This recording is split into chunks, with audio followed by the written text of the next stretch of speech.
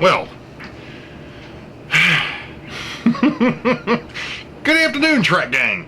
It happens to be Sunday, October the 11th, and this will be the Start to Vlog 39. Oh my goodness. I'm actually sitting here at the bench, actually at the mobile bench, still back in the work area, but I'm sitting here at the mobile bench, or the auxiliary bench, whatever you want to call it. And the reason why I'm sitting here is there's a couple things that I need to work on. I ran, as you saw, in Vlog 38, I ran the Pennsylvania passenger cars behind the F7 and the GG1, and I'm still messing around with things a little bit. I actually, in reality, have enough Pennsylvania passenger cars right now that I could go ahead and run 3 sets of Pennsylvania passenger trains. The issue that I've got, though, is I've got one of the Athearn cars is having issues going around corners. And it's the only car that seems to have a problem. So I brought it over here to the bench, along with my Santa Fe passenger cars, which are supposed to be painted up for the Boeville and Newtown at some point, and one of the old Penn Line PA passenger cars. One of the things that I noticed today, as I was goofing around, was that I can put 5 cars behind the GG1 and it'll fit in the passenger terminal. Most of my passenger trains have no more than 4 cars. Most of them have 3. There isn't anything less than that. Most of them are 3 or 4 car. Actually, I think it's split pretty much 50-50 maybe. Regardless. So anyway, what I actually ended up doing earlier today is I took the 3 original maroon passenger cars that I had, and I took 2 of the Penn Line passenger cars and put them behind the F7. The problem is it looks a little wonky because you've got 3 maroon cars and 3 silver cars. Doesn't quite work out very well.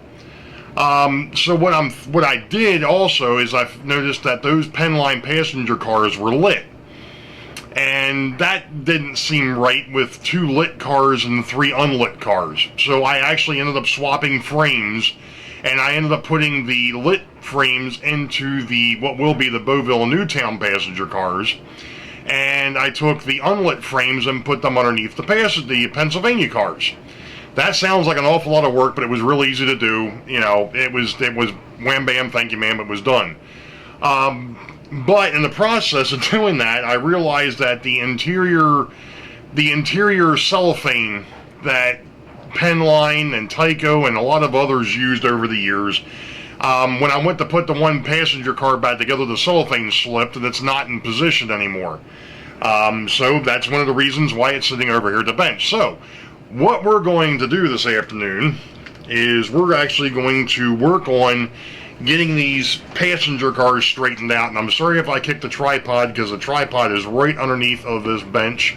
I'm going to try to move this slightly so that I don't kick it too bad or hit it with the chair. So let me go ahead and let's get focused down here on the bench. Pardon my arm. I need to be able to see the viewfinder so I can get a decent focus on what the heck it is I'm playing with here. Now, I guess we'll play with the hard thing first here, which is this one here. And I believe it was the side, of course it's got the horn hook. Everything seems to be fine there. The one thing I do see here that I don't like is that this rear truck is really loose.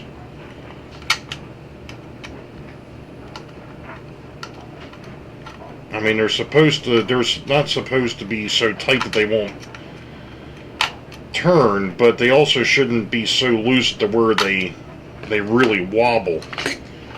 And that one there was on the verge of just being, that's not going to work. Where's my other, oh, there it is. I moved it on myself, and of course the camera is pointing the wrong direction for this, because I'm working on the opposite end of the car. Really, the tripod should be over on this side, and I apologize that it's not.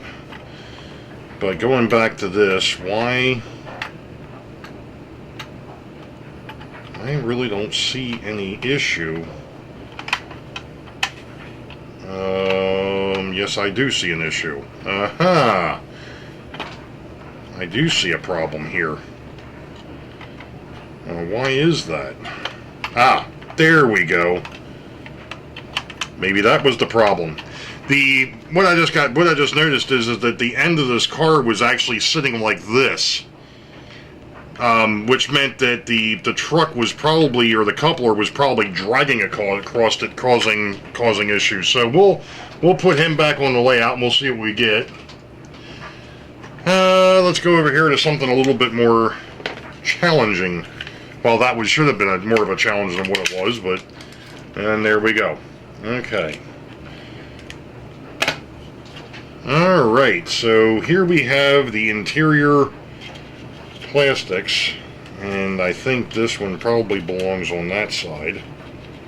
I guess we'll find out here in a minute when things don't line up, but that looks pretty good right there. Okay, let's see if this one works over on this side, and it does. Alright, perfect. Well, now what we'll do is we'll just take a little bit of tape,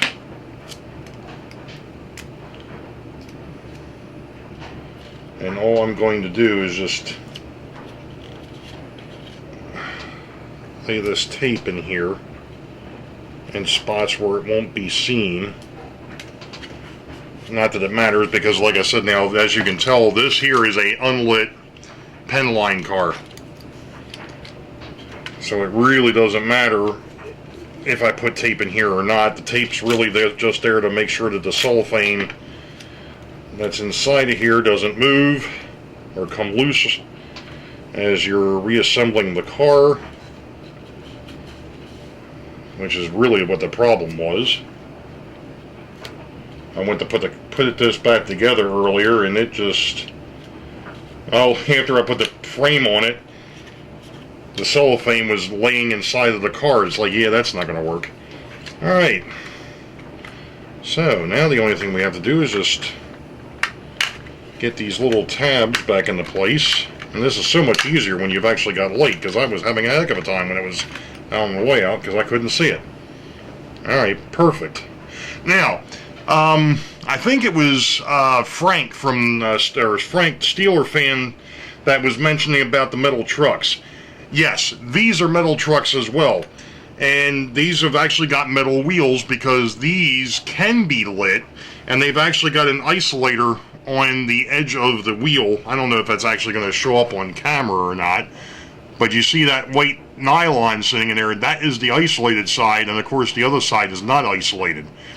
So that's your electrical pickup, and then of course it goes, the screw actually takes it to the inside of the, actually no it doesn't, there's usually a wiper up underneath it here. So these, like I said, are non-lit, so that one there is good, and I'm actually going to get ready to play around with the lit cars. Yeah, they've been drinking all day, so they're kind of lit. Ba-dum-bum. Alright, now you get the chance to see what I'm talking about by a lighted Penn Line car. Interesting that they have this neat little cardboard in here to kind of help with the light, making sure that the light doesn't bleed. So yeah, that's the under, and then there's the underside. As you can see, there's a metal or a copper or a brass feeler that picks up, and then that takes it into the inside, and then of course that's where you got your lamp or your light. So we've got to fix the cellophane for these, and these here are a little bit easier because guess what? This is an observation car, which means it's rounded, which means it's a little bit easier to figure out where the cellophane belongs. Not much, just a little bit, and of course somebody had cut the living heck out of this and screwed it up, but that's beside the point. What the heck did I do with the... Alright. So, since this one is lit, I'm going to try and keep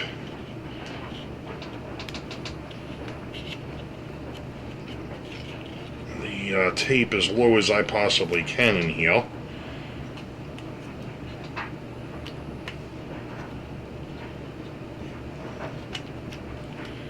Probably would have been much easier to do this with a set of tweezers, which I do have down here, but I like doing things the hard way. I like doing things difficult. I can't do anything easy. There we go. Of course, some folks would probably be like, why don't you just glue them in? No, you definitely don't want to do that. Because if I ever come back and want to if I ever want to paint this thing to a different railroad or something like that, then I have to try and peel that back out of there.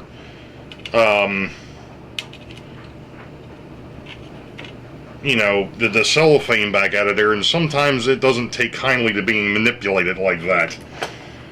So I'd rather we'll just tape it in here for the time being, and if I ever have to take it back out, it's fairly simple and easy to remove. Took a little too much tape. There we go. That's probably still a little too much tape, but that'll work. Instead of trying to get my big frickin' fingers in here, let's just do it this way. Here we go. Alright, so that one's back together. At least as far as the cellophane goes. Now let's see if we can actually get this snap back into place.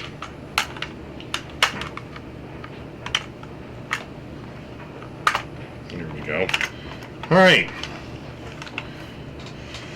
That's another one down. So I'm going to go ahead and because this is 11 minutes already, so I'm going to stop here for a bit and hopefully we'll get a chance to show the thing is running.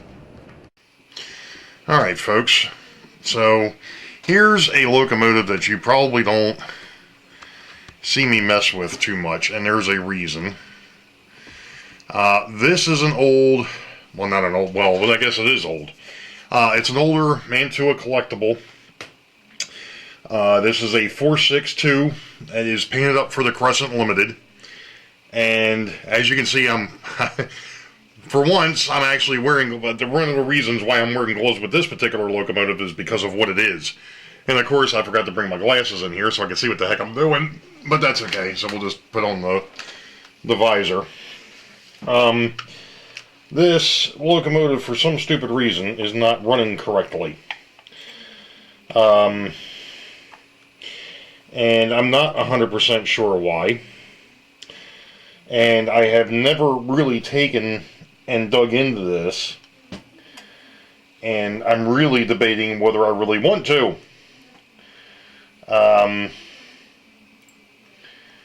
Because of what it is. And I can see that I think I can actually do this without too much pain, hate, and discontentment here. So we're going to dig in there. Maybe. I think the first thing I'm going to have to do is I'm going to have to take the wheels off the front.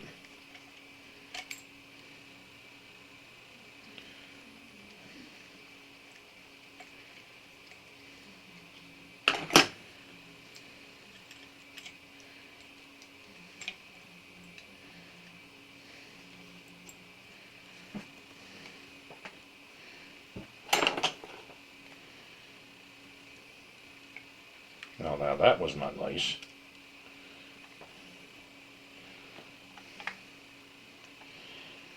Okay. Now.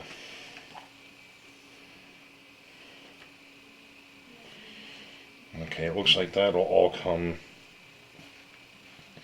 What I probably should have done was put the glove on the left hand. That would have made more sense. Since I'm right-handed. So I actually... Are you ready for your exam, sir?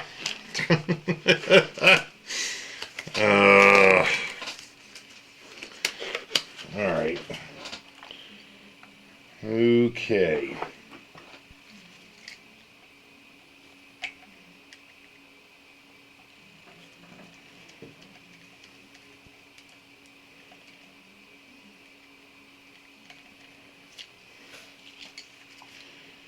That is a long stinking screw.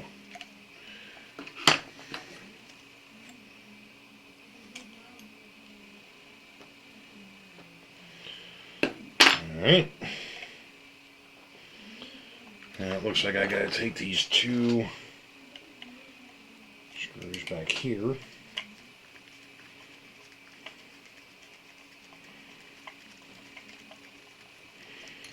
To be able to pull the frame away from the body.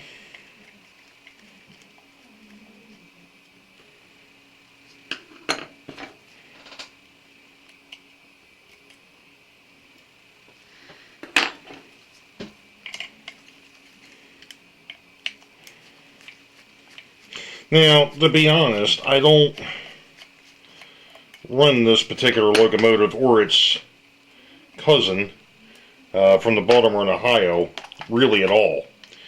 Well, that's interesting. Okay. Alright, let's see if we can...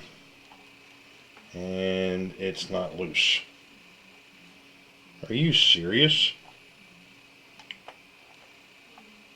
The heck else is holding it in place?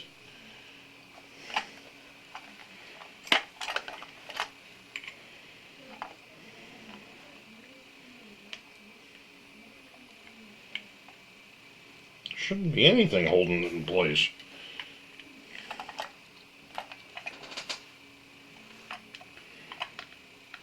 At least not what from I can see here.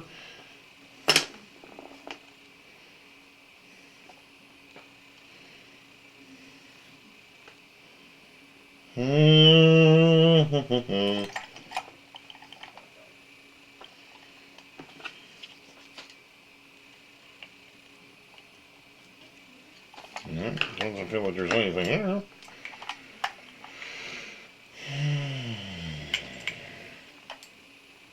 I want to be able to get to the motor. Why are you being such a pain?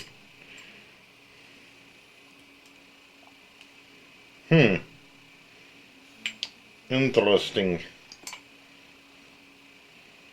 Like I said, I don't see any other screws.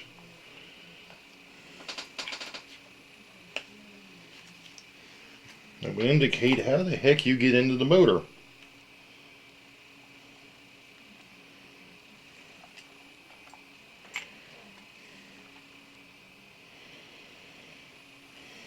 But you gotta be able to get to it.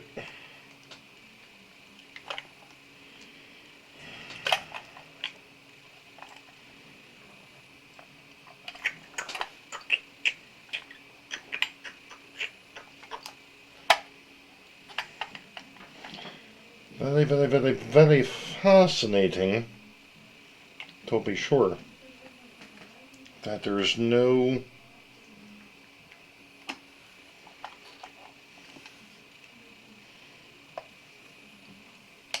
oh, there we go. There it is. There we go. Alright, it's loose.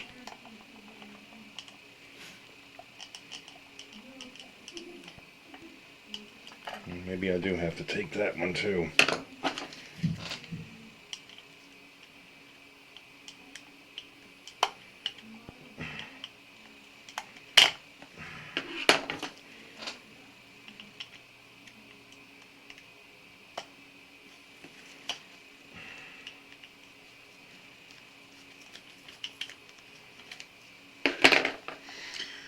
So much fun.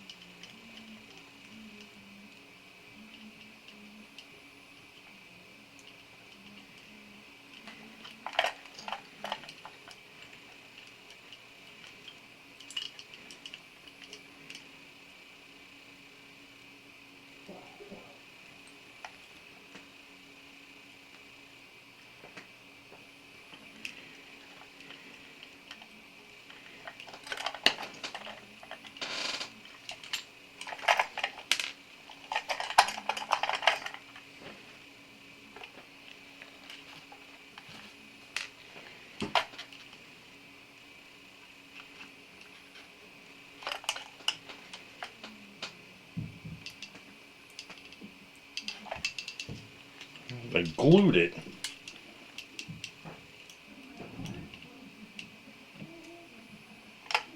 For some stupid reason, the back of this thing is glued.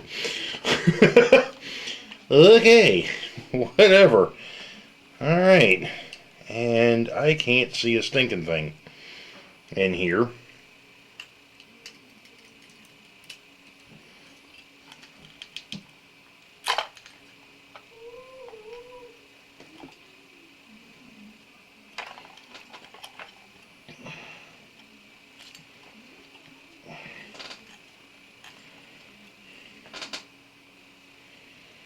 That is a very interesting mechanism there, folks.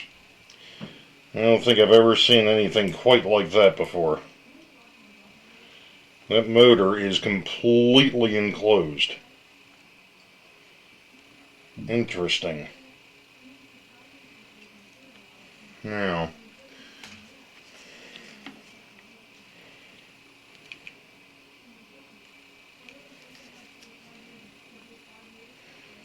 actually, I could probably do,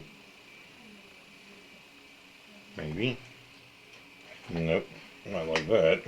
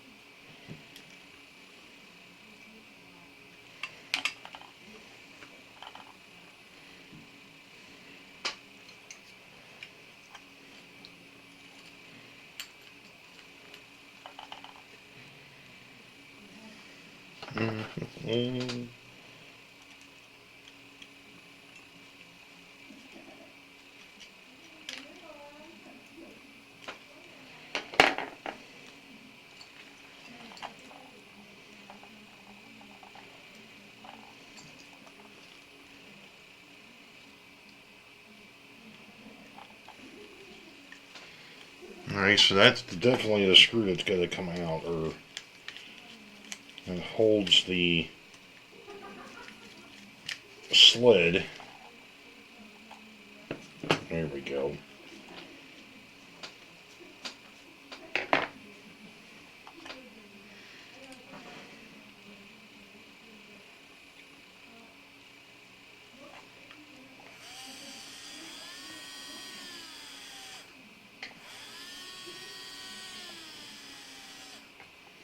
Okay, so it's not the motor that's the problem. It's going to be the drivetrain. Apparently. Oh yeah. What is wrong with that? That is extremely tight. That's why this isn't running. Okay, well, you know what though? I need to... We'll be back in a minute, is what we're going to do. Okay, so what I just did is I just went over and brought another piece of this egg crate foam over so I could go ahead and put the locomotive on that, so that way it was out of the way, because that's not the, obviously the body isn't the issue. The issue is over here with the drivetrain itself. and I have to figure out what's going on with this as to why it's really sticky. I mean, it is really tough to move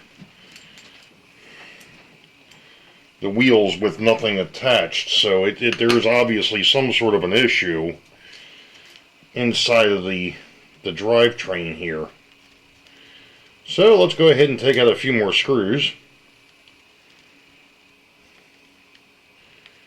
and we'll pop the cover on the drivetrain and see if we can figure out what's going on. And my suspicion is, because of the fact that I don't run this particular locomotive, and it, like I said, its cousin that's painted up for the Baltimore and Ohio, it's actually the President Washington, which the guys from Crossed Anchors might be familiar with,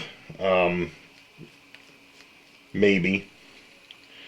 But that is obviously the Baltimore and Ohio had the President Washington.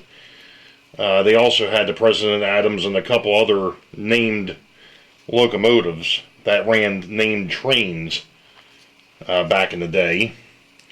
And apparently that screw isn't quite out of there yet.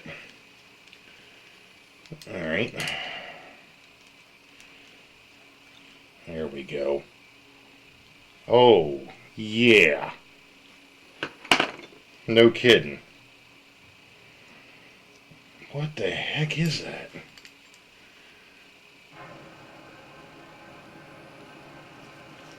There is, I think I see what's going on here. The manufacturer put grease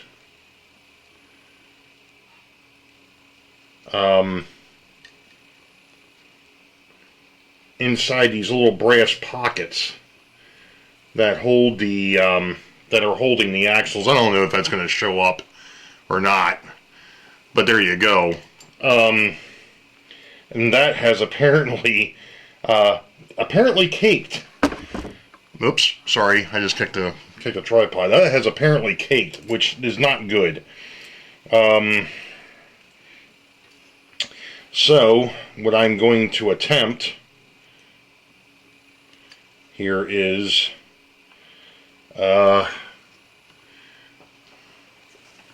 taking a piece of paper towel and hopefully not dropping stuff all over the stinking place, and see if we can clean out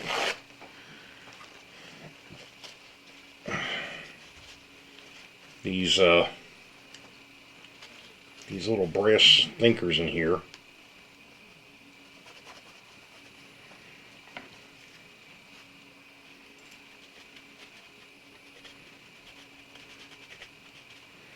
Get some of that garbage out of there.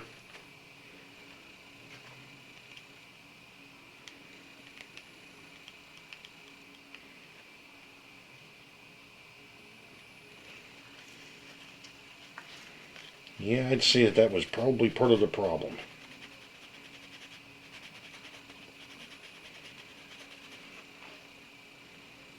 It looks like that's going to get it. At least for that one. I just have to figure out how I'm going to try and get it out from the axle.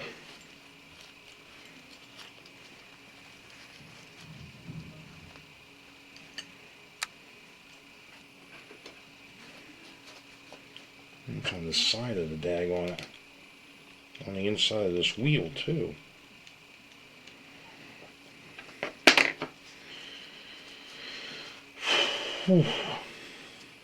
Here it is. I was hoping for a 5-minute fix because, to be honest, I know that at 8 o'clock, the train freak has got Heath on for some sort of box that was sent to him. I'm not sure what the heck that's all about. I'm hoping you all tune into that. And if you don't tune into it, at least be able to watch the replay, because I get a feeling it's going to be epic. Alright, so that's that one. Now the middle one, how am I going to get to that? Not to mention the fact that we got a little bit of a snafu going on here.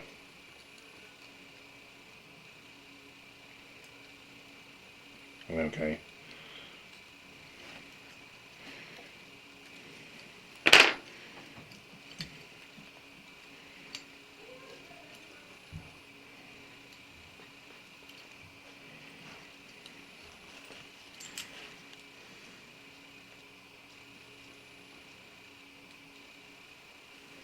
That is not kind.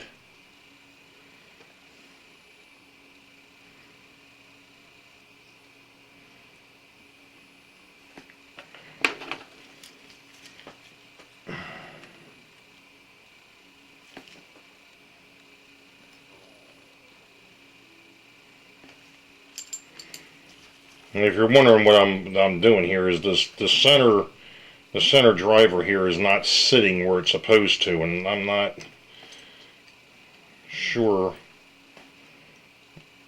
I think what's happened is with me messing around with this a little bit, I've gotten it out of sync. That's the problem with steam locomotives.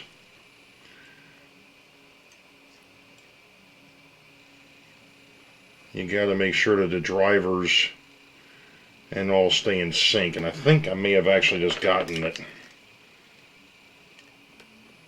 If not, it's awfully close.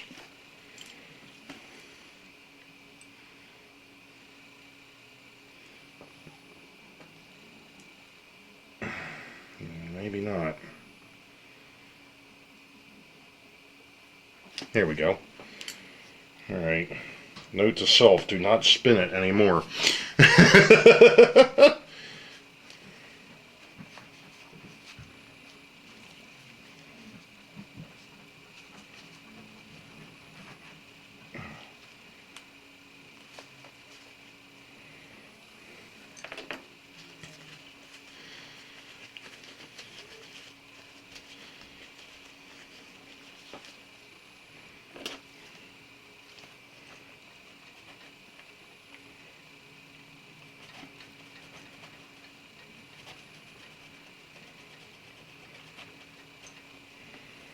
All right.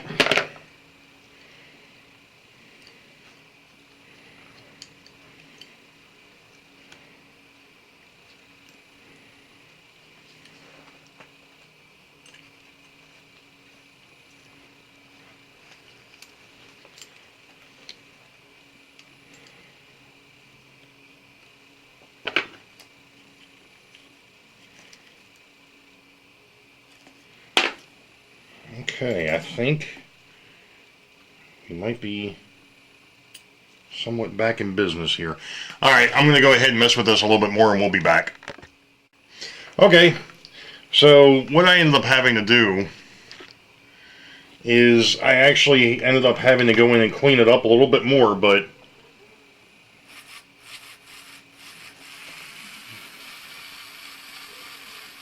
that's 50%, and it wouldn't even do that before, so that's 100%. That's like 10%. Woo! Yay! You know, maybe I ought to just... There you are. Wow. Well, at least this made out a lot better than what my my Western Maryland number. I'm sorry, I told Jason that this was number 82. It's actually number 81. My Western Maryland BL2. This guy here. Unfortunately, the motor in this is burned up. It's no more good. I'm not sure what happened. But even at 100, I'm sorry, I kicked the tripod again. Even at 100% power, it's just not, it's not happy. So I'm gonna go ahead and put this son of a gun back together, and maybe we'll take it out to the layout and see if it runs. We'll be back. All right, so I'm on the pogo stick, so that's gonna be a little bit shaky, but in front, and of course you can barely see it because I've got that pier set sitting there. That is the Crescent Limited, which we just got finished messing with.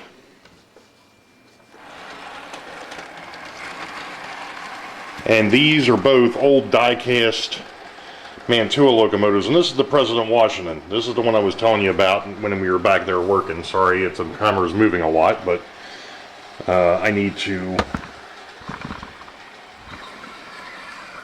Let's do it this way. There we go.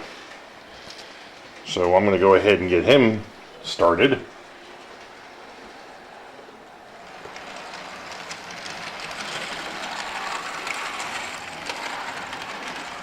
And I did just have them both running around the layout. Had them take a loop. And no, that is not the bridge. That is the old bridge.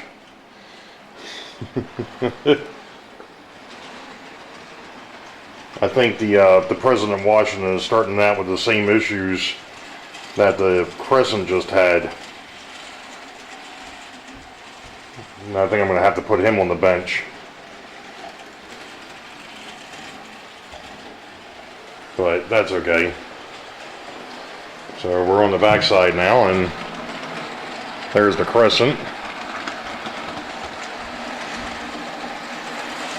And there goes the President Washington.